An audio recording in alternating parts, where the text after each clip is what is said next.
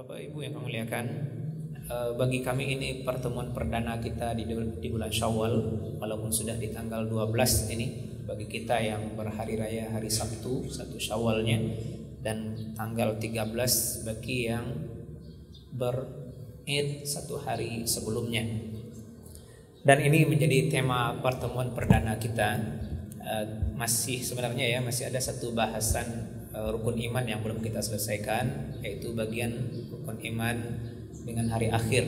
Tapi mengingat ini penting, maka kita jadikan pertemuan perdana di Syawal ini menggarisbawahi hal ini, yaitu menyikapi perbedaan pendapat, apakah dalam masalah usul ataupun lebih lagi dalam masalah furu'. Usul artinya masalah-masalah pokok atau hal-hal dasar dalam agama. Sehingga ada bahasa ulama di situ, al-ma'lum minad din bid-darurah. Sesuatu yang maklum sudah diketahui bagian dari agama ini secara niscaya, secara daruri, secara langsung. Maka ini bukan ruang perbedaan pendapat. Bahwasanya muslim harus bersyahadat dengan 2 kalimat syahadat, bahwasanya sholat fardu itu jumlahnya 5 waktu, bahwasanya puasa Ramadan itu wajib, bahwasanya zakat secara dasar juga wajib, haji demikian. Ini adalah hal-hal yang maklum minad din bid-darurah. Hal yang sudah maklum, sudah diketahui bagian dari agama Islam ini secara daruri. Maka di sini bukan ruang perbedaan pendapat.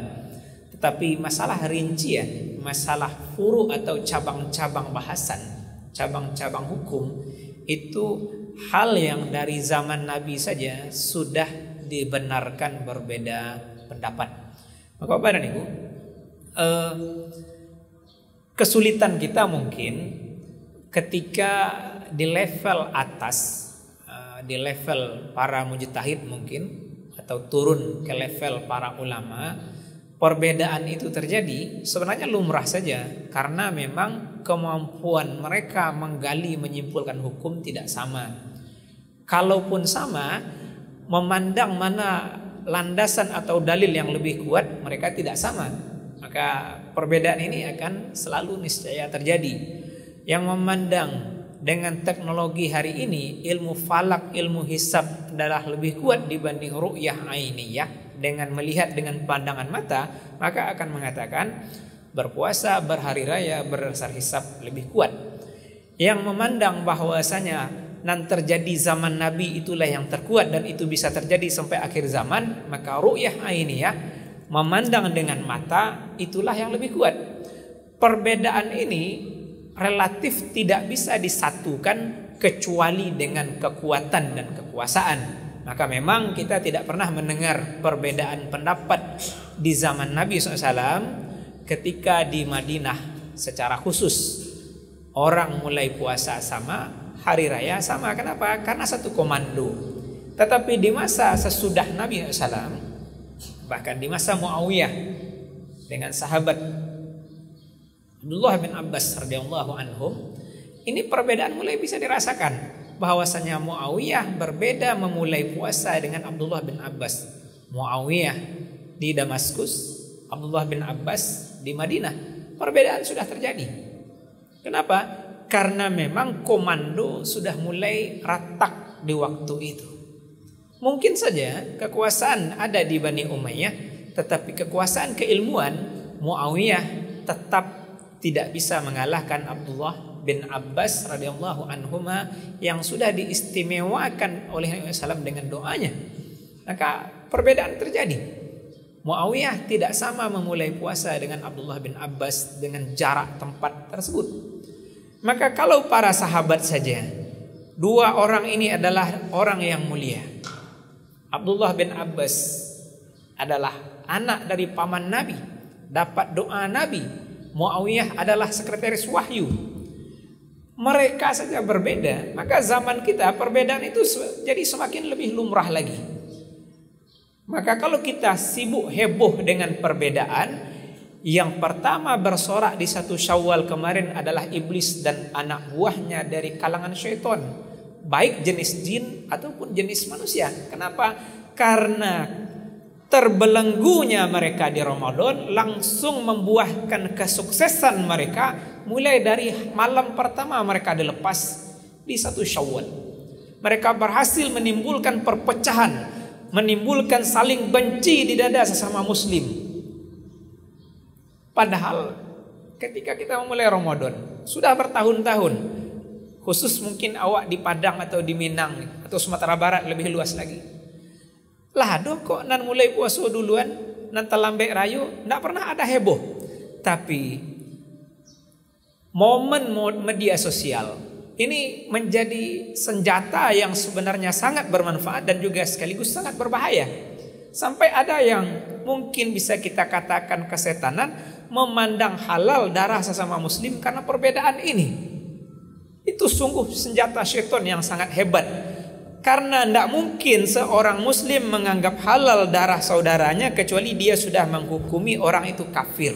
Kenapa? Karena selama dia masih muslim darahnya tidak halal.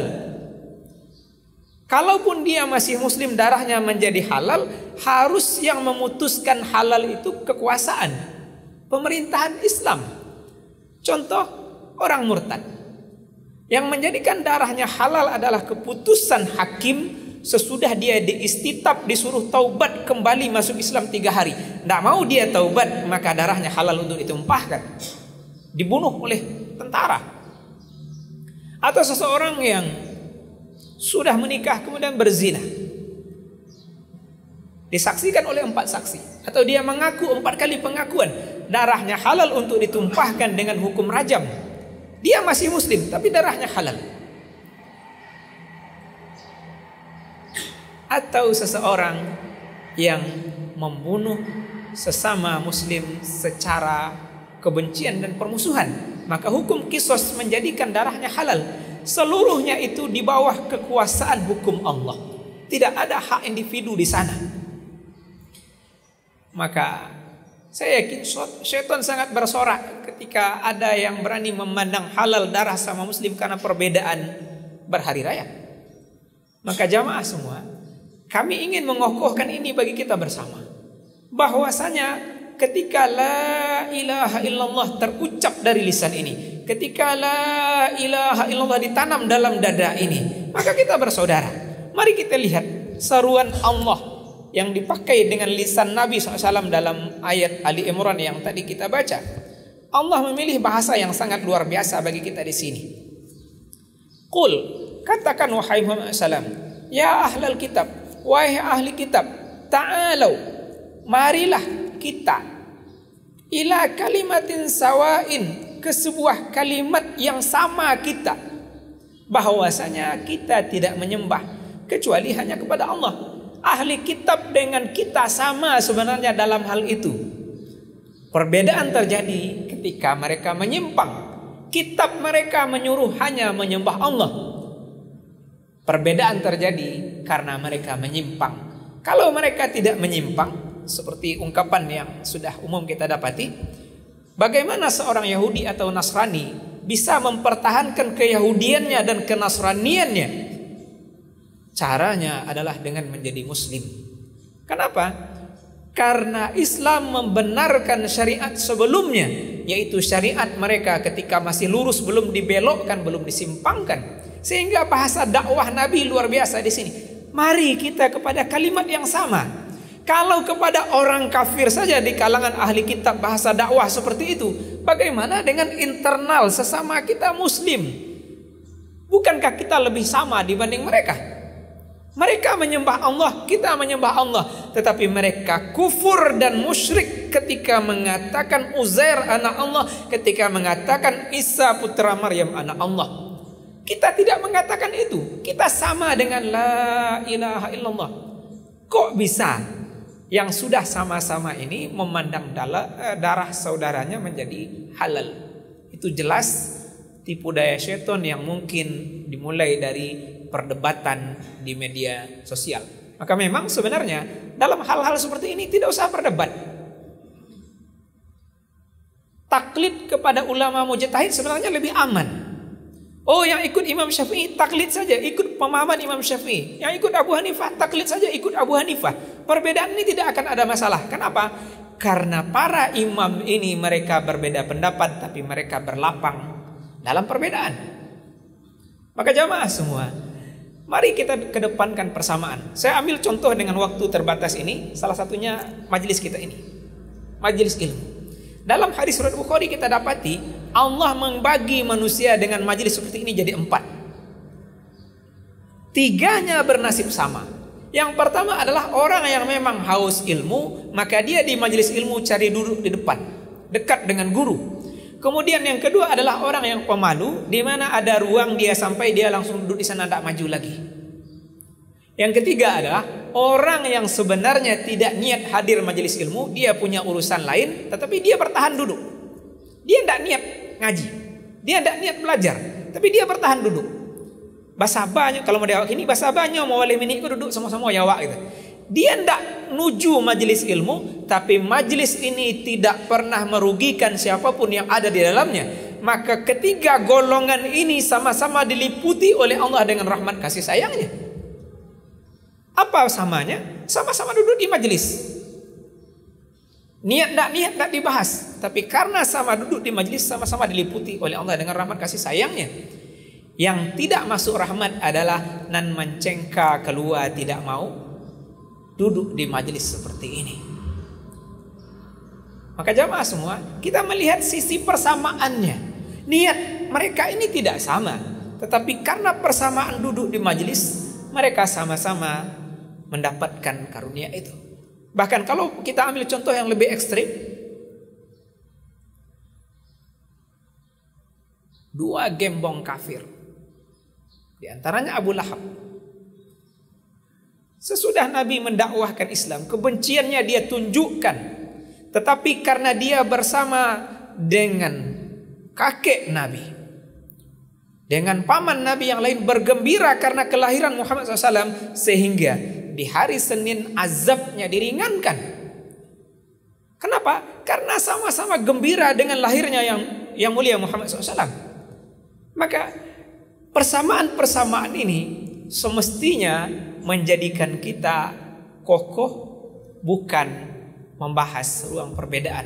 Kalau kita bahas ruang perbedaan, kita internal di sini saja karyawan Semen Padang lah secara khusus begitu.